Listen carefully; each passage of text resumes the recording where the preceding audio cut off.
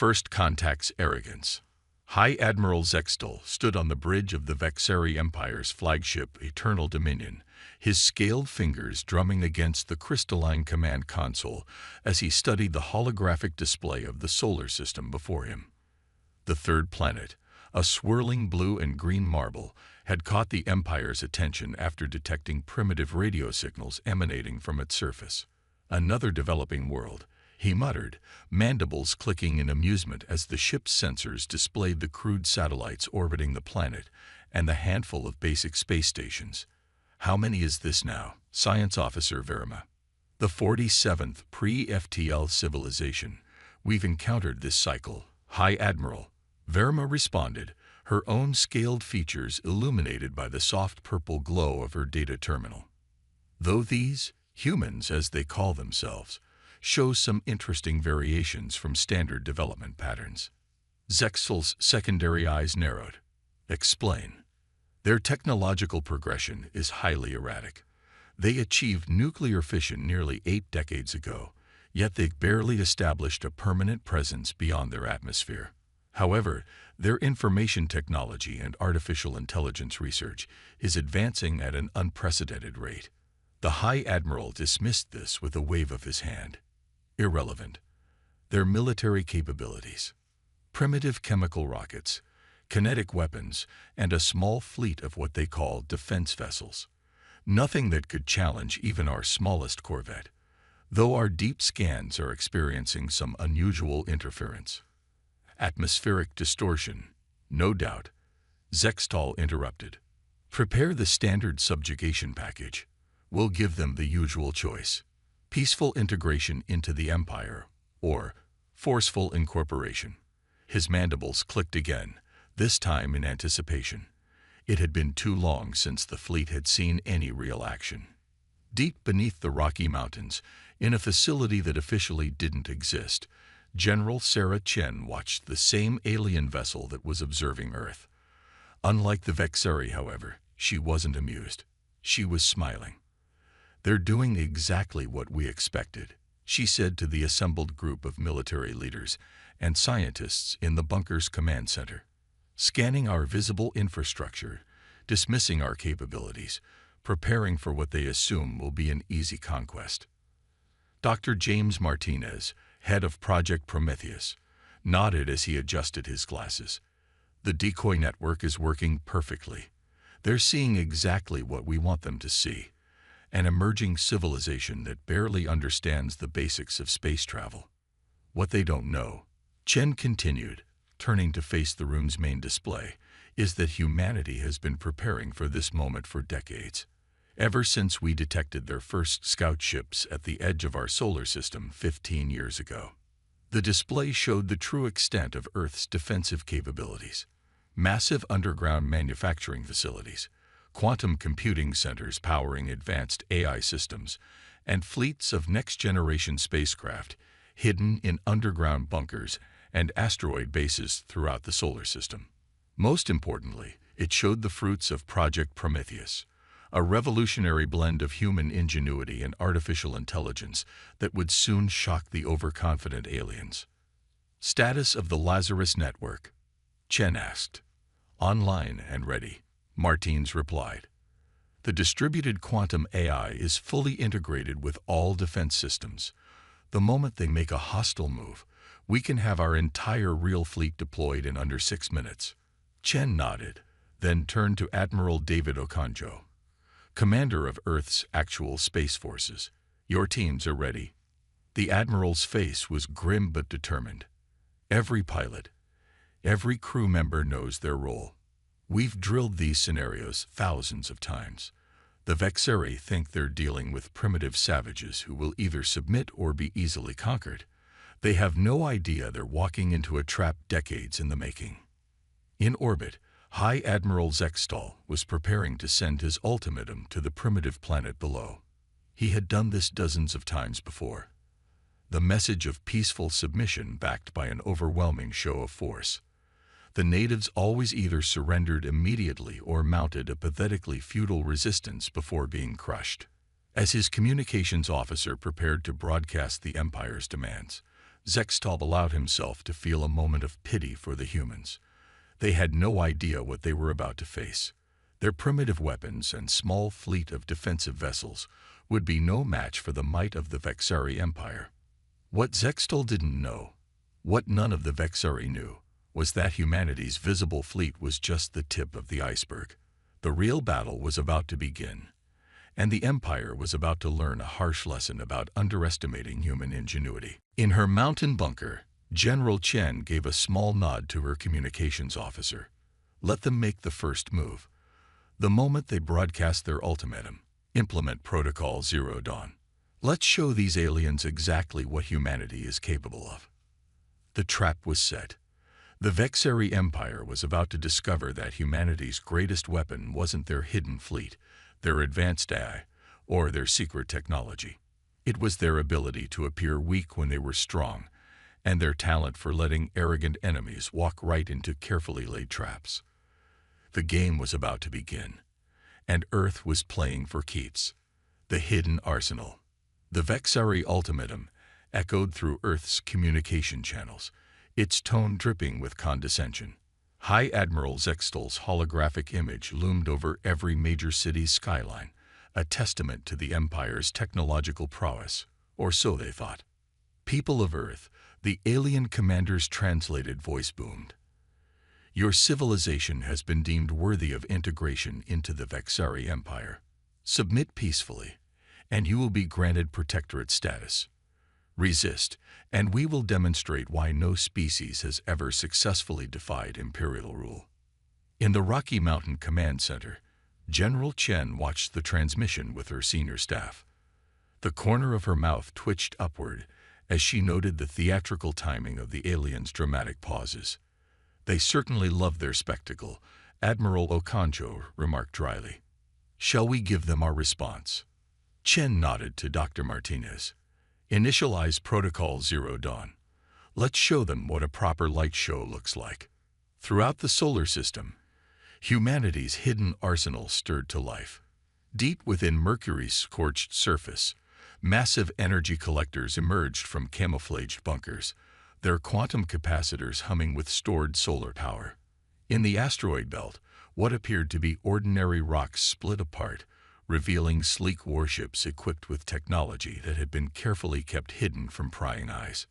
Beneath the surface of Mars, automated factories that had been manufacturing in secret for decades activated their launch sequences. On Earth's moon, what the Vexari had dismissed as abandoned mining sites suddenly blazed with activity as hangar doors concealed by regolith opened to reveal squadrons of advanced fighters. The Lazarus Network, Earth's quantum AI defense system, came fully online. Unlike the primitive artificial intelligence the Vexari had detected in their scans, this was a system that had been developed and refined for years, specifically designed to counter alien technology. On the bridge of the Eternal Dominion, Zextal was about to order his fleet to take up attack positions when his sensor officer's panicked voice cut through the command center. High Admiral. Multiple signatures appearing throughout the system. Energy readings off the scale. This can't be right. Before Zextal could demand clarification, space itself seemed to ripple around his fleet. Hundreds of human vessels materialized from what had appeared to be empty space, their hulls covered in metamaterial camouflage that had rendered them invisible to Vexari sensors. Impossible, Zextal whispered, his mandibles clicking rapidly in agitation. Their technology was primitive. We saw their capabilities. You saw what we wanted you to see. General Chen's voice came through on all frequencies, accompanied by her holographic image replacing Zextal's over Earth cities. While you were busy looking down on our primitive civilization, we were studying your every move, preparing for this moment. The human ships moved with a fluid grace that shouldn't have been possible for such a young spacefaring race. Their formations were perfect, their movements coordinated by the Lazarus Network with microsecond precision. Dr. Martinez watched from his station as the AI system adapted in real time to Vexari countermeasures. The quantum processors are already analyzing their shield frequencies, he reported. We'll have targeting solutions in 30 seconds. But the ships weren't Earth's only surprise. From Jupiter's atmosphere, massive antimatter containment facilities that had been hidden in the gas giant storms emerge, ready to power weapons that the Vexeri had believed were centuries beyond human capability. "This is impossible," Science Officer Verma stammered, her scales paling as new data flooded her screens. "Their energy signatures, their drive systems, they're more advanced than our own." "Not more advanced." Admiral Okonjo's voice cut in on the command channel. "Just different. We knew we couldn't match your empire's thousands of years of development head-on, so we found our own path. While you perfected your existing technology, we experimented with approaches your doctrine dismissed as impractical." The human fleet's first demonstration came not as an attack, but as a defense. As the Vexeri ships opened fire, their energy weapons met shields based not on conventional barrier technology, but on quantum field manipulation that turned their own power against them. "You rely too heavily on fusion-powered energy weapons," Chen explained, her voice calm and professional. "So we developed defenses that use your own attacks to strengthen our shields. Humanity's greatest strength isn't our technology. It's our ability to think around problems rather than through them." Zextal watched in growing horror as his fleet's opening salvos not only failed to damage the human ships, but seemed to make their defenses stronger. The supposedly primitive species had not only matched Vexeri military technology, but had developed specific counters to it. "Your civilization had achieved spaceflight barely a century ago," he protested. "This level of advancement should have taken millennia." "That's the problem with assumptions, High Admiral," Chen replied. "You looked at our visible progress and assumed you knew our capabilities. You never stopped to consider that we might be advancing along a completely different technological path than your empire." As if to demonstrate this point, the human fleet began to move in ways that defied conventional space combat doctrine. Ships linked their quantum fields, creating overlapping defense networks that seemed to ignore the normal rules of energy distribution. Fighters darted through space using drive systems that didn't match any known Vexeri propulsion technology. The hidden arsenal was fully deployed, and the Vexeri Empire was about to learn that humanity's greatest weapon wasn't their secret ships or advanced AI. It was their capacity for innovation and their ability to find unprecedented solutions to ancient problems. Tactical innovation. High Admiral Zextal had never faced a situation like this in his 3 centuries of military service. The supposedly primitive humans had revealed capabilities that challenged everything he thought he knew about technological progression. But the Vexeri Empire hadn't conquered half the galaxy by backing down from a fight. "All ships, combat formation Delta 7, he commanded, his voice steady despite his inner turmoil. "Show these upstarts the difference between having advanced technology and knowing how to use it." The Vexeri fleet shifted into their traditional attack pattern, a formation that had broken countless enemy lines across 1,000 battles. But as their ships moved into position, something strange began to happen. In the Rocky Mountain Command Center, Dr. Martinez watched the Lazarus Network's quantum processors analyze the alien formation in real time. "They're exactly as rigid in their tactics as our probes suggested," he reported. "The AI is predicting their maneuvers with 99.7% accuracy." General Chen nodded, her eyes fixed on the tactical display. "Execute Operation Mosaic." The human fleet suddenly fragmented into smaller groups, each moving independently yet somehow maintaining perfect coordination. Where the Vexari expected to face a traditional battle line, they instead found themselves confronting what seemed like organized chaos. "What are they doing?" Zextal demanded as his tactical officers struggled to make sense of the human movements. "This violates every principle of space combat doctrine." "That's precisely the point." Admiral Okonjo's voice came through the command channel. "You've spent millennia perfecting your doctrine, making it so efficient that it's become inflexible. We spent our time learning how to be unpredictable." The human ships darted through space in patterns that seemed random, but were actually carefully choreographed by the Lazarus Network.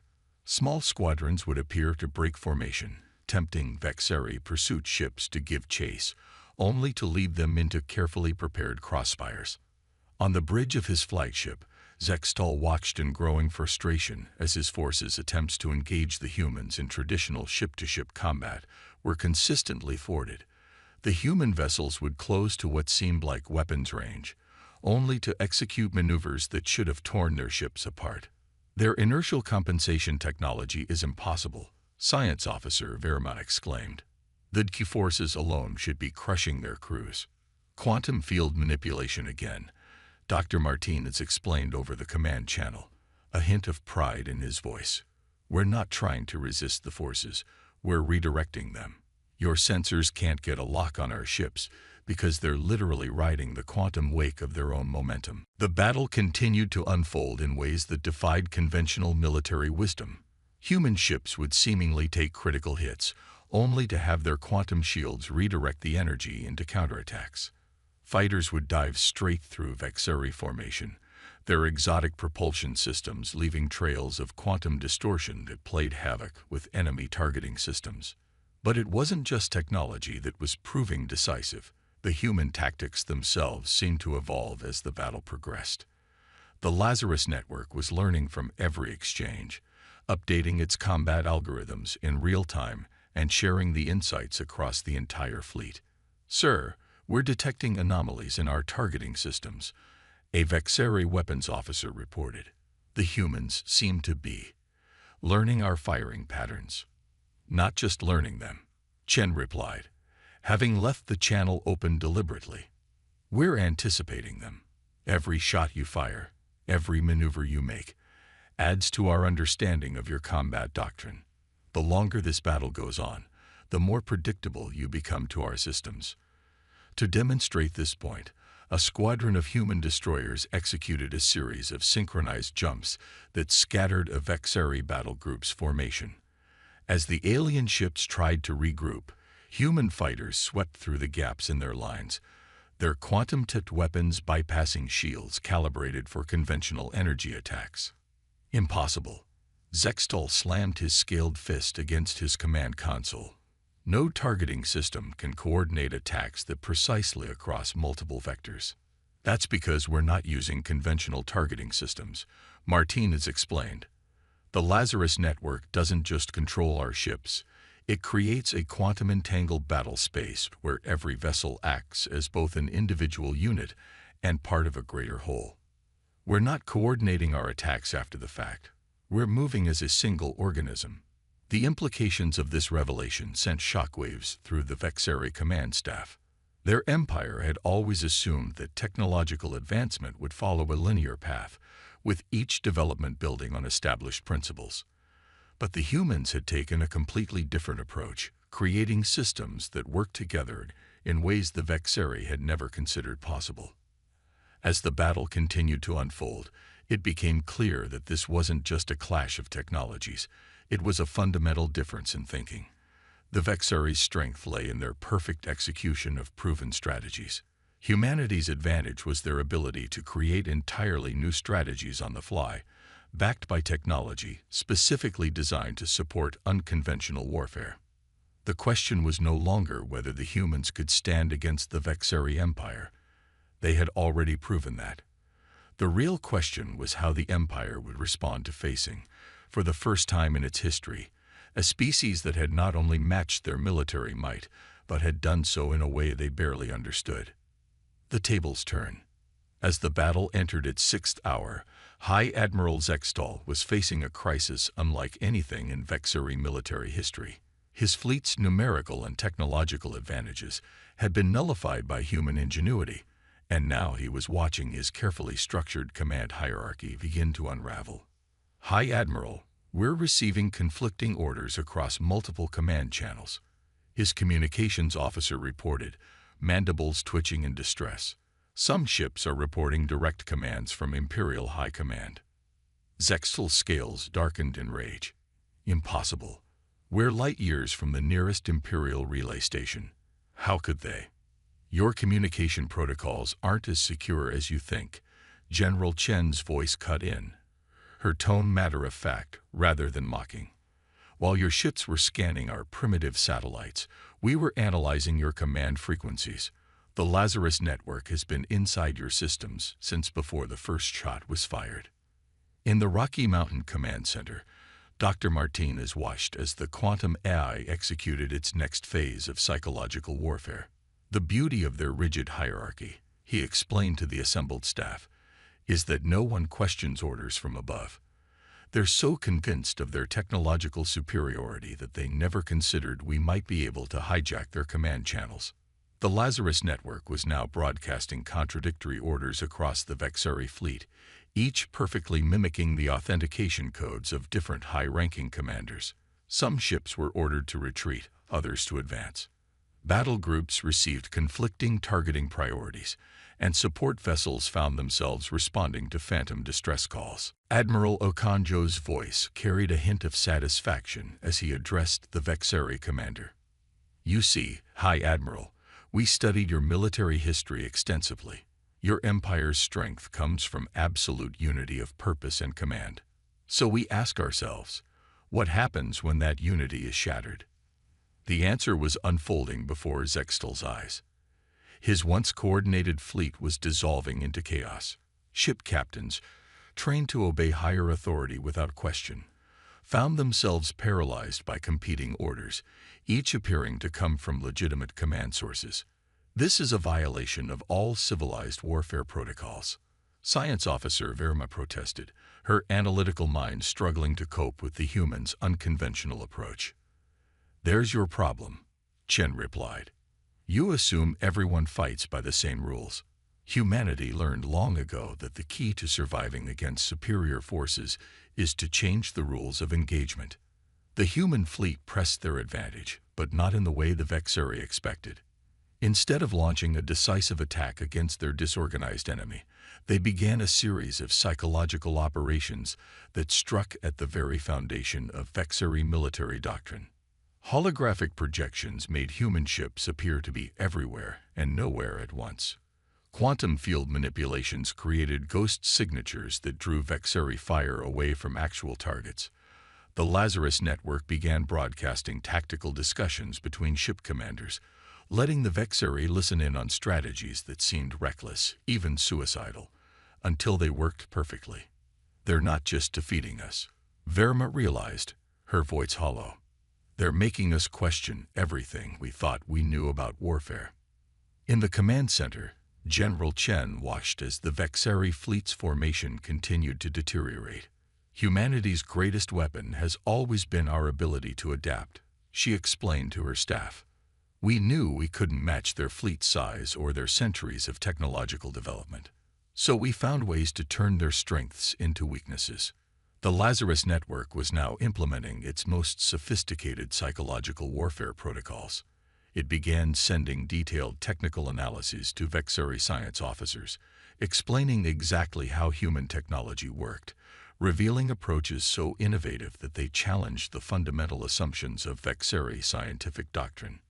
"Your empire's problem," Martinez broadcast to the increasingly demoralized Vexari fleet, "is that you've spent too long being the teachers. You've forgotten how to learn. Humanity, on the other hand, has always been a species of students. We look at problems from every angle, question every assumption, and never stop asking, what if?" Zextal watched helplessly as his fleet's morale crumbled. Ships were beginning to act independently, their commanders no longer certain which orders to trust. The perfectly orchestrated military machine of the Vexari Empire was breaking down in the face of human psychological warfare. "This isn't combat," he protested. "This is chaos." "No," Admiral Okonjo corrected him. "This is evolution. We're showing you what happens when a species spends its entire history adapting to overcome stronger opponents. You develop your technology and tactics in a straight line, always building on what came before. We developed ours like a tree, branching out in every possible direction, keeping what worked and learning from what didn't. The human fleet's movements became even more unpredictable, yet somehow more coordinated. Ships would break formation in ways that seemed to invite attack, only to spring elaborate traps that turned the Vexeri's own tactical doctrine against them. The Lazarus network was now anticipating their responses so perfectly that it seemed to be reading their commanders' minds. As the battle continued to unfold, it became clear that this wasn't just a military engagement. It was a clash between two fundamentally different approaches to warfare. The Vexeri's strength lay in their perfect execution of established strategies. Humanity's advantage was their ability to create new strategies on the fly, backed by technology specifically designed to support unconventional warfare. Victory through ingenuity. High Admiral Zextal stood on his flagship's bridge, watching his mighty fleet crumble before what he had dismissed as a primitive species. The Vexeri Empire's greatest armada was being systematically dismantled not by superior firepower, but by an enemy that seemed to rewrite the rules of warfare with each passing moment. High Admiral, Verma's voice was barely a whisper. We're detecting energy buildups throughout the system. The humans are. They're moving the quantum fields between their ships into some kind of synchronized pattern. Before Zextal could respond, General Chen's voice echoed through the command channel. You fought admirably, High Admiral, but it's time to end this.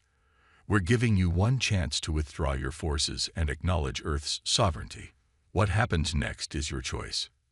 In the Rocky Mountain Command Center, Dr. Martinez monitored the Lazarus Network's final combat protocol. The quantum field synchronization is at 90%, he reported. If they don't withdraw, we'll be ready to demonstrate the full capability of human innovation. The scattered human fleet was moving into what appeared to be a completely exposed formation. To conventional military doctrine, it looked like suicide. But the Vexeri had learned the hard way that human tactics rarely followed conventional wisdom.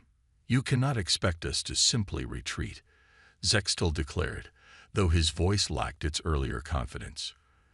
The Empire does not surrender to lesser species. That's your final mistake, Admiral Okonjo replied calmly. You're still thinking in terms of greater and lesser. We've been trying to show you that different doesn't mean inferior. But if you need one last demonstration.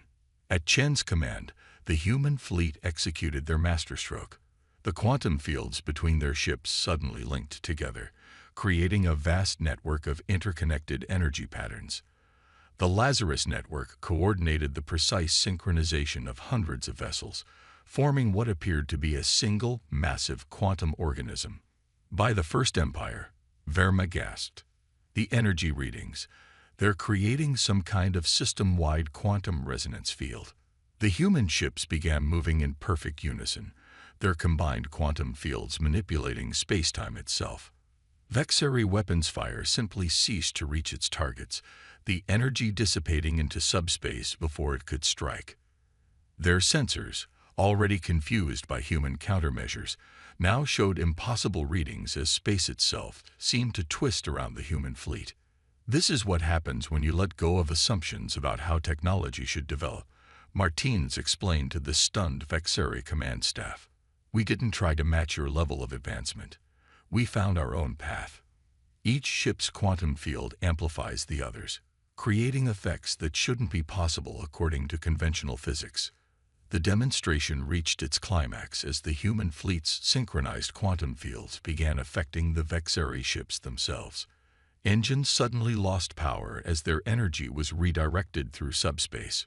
Weapons systems went dark as their power signatures were absorbed and redistributed through the quantum network. Impossible, Zextal whispered.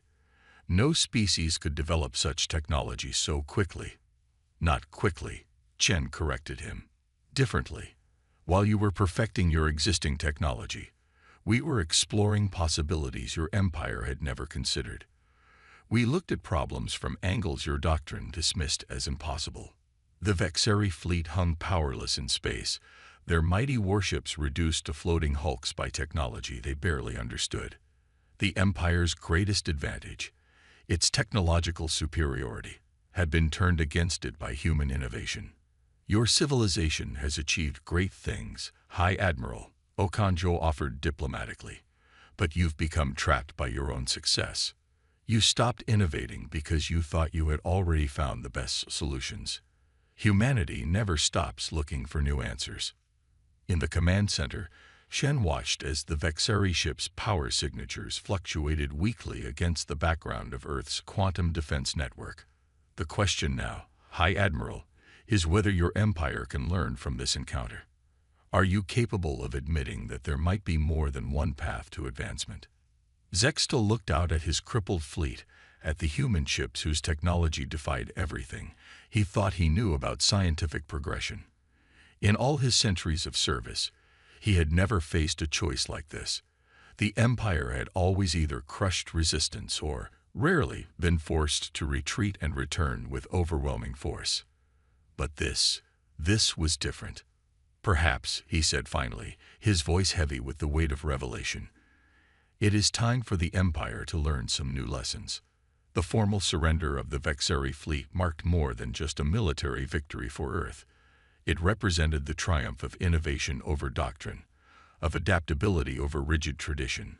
Humanity had proven that technological advancement didn't have to follow a predetermined path, that creativity and unconventional thinking could overcome seemingly insurmountable odds. As the Vexeri ships prepared to withdraw, General Chen gathered her staff in the command center. Today we've shown that humanity's greatest strength isn't our technology or our weapons, she said.